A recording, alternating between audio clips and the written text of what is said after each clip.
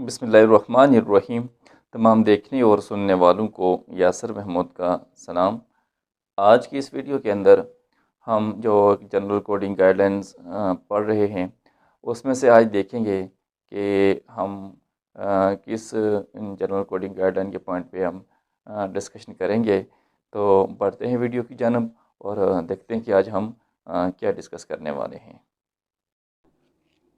इस वीडियो के अंदर आज हम जनरल कोडिंग गाइडलाइंस में से use of sine and symptoms unspecified codes को डिस्कस करेंगे और फिर फर्दर मज़ीद कुछ चीज़ें हैं जो इसके बाद हम आपके साथ डिस्कस करेंगे।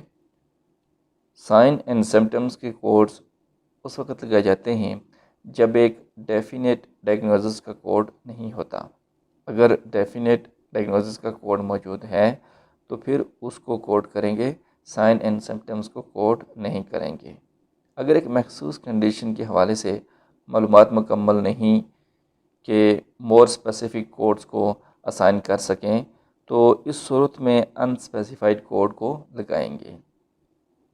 नेक्स्ट हमारे पास आता है coding for health care encounters in hurricane aftermath, यानी एक जो तूफ़ान होता है या कुदरती एक आफत होती है उसके नतीजे में पैदा होने वाली जो सूरत हाल होती है उसकी कोडिंग हमने उसके इनकाउंटर्स को हमने कैसे एड्रेस करना है।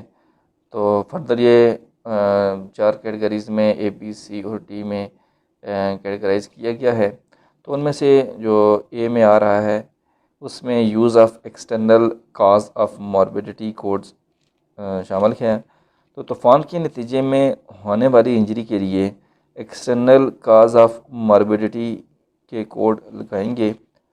External cause of morbidity ICD-10 CM codes की एक सप्लीमेंट्री कैटेगरी है जो अगर लगाना पड़े तो लगा सकते हैं।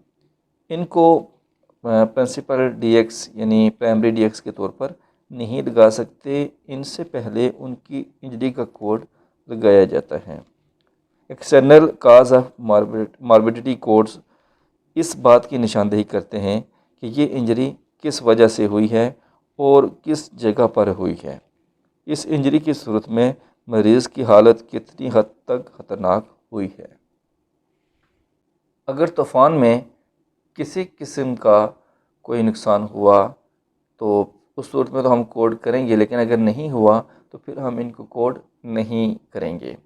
External cause of morbidity codes her encounter में और इंजरी की ट्रीटमेंट में लगाएंगे।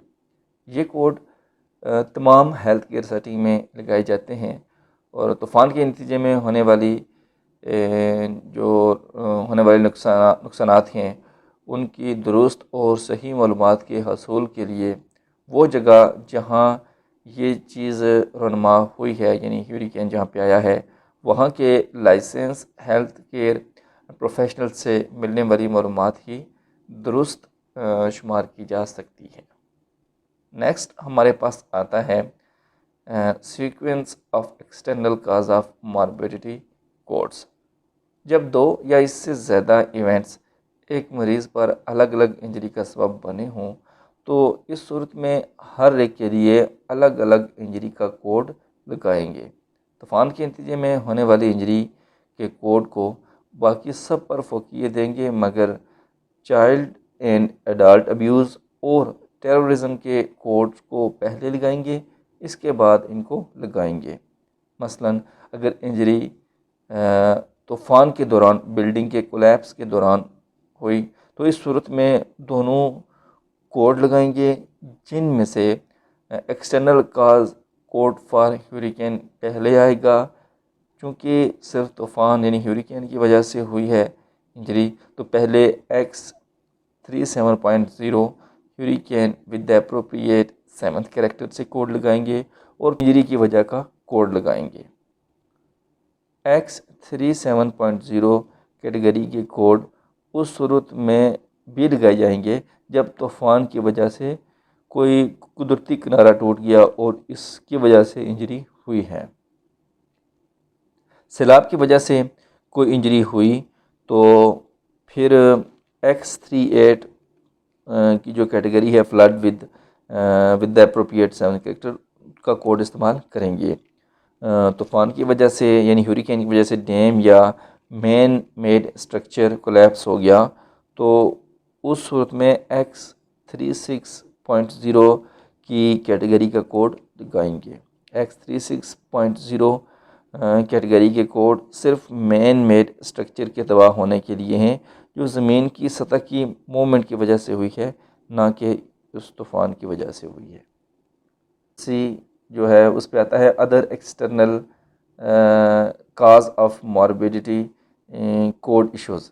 अगर कोई शख्स जो हरिकेन तूफ़ान से तो बच गया, मगर किसी और हादसे से मसलन गाड़ी के एक्सीडेंट में ज़ख्मी हो गया, तो उसको X37.0 की कैटेगरी से कोई कोड नहीं लगाएंगे।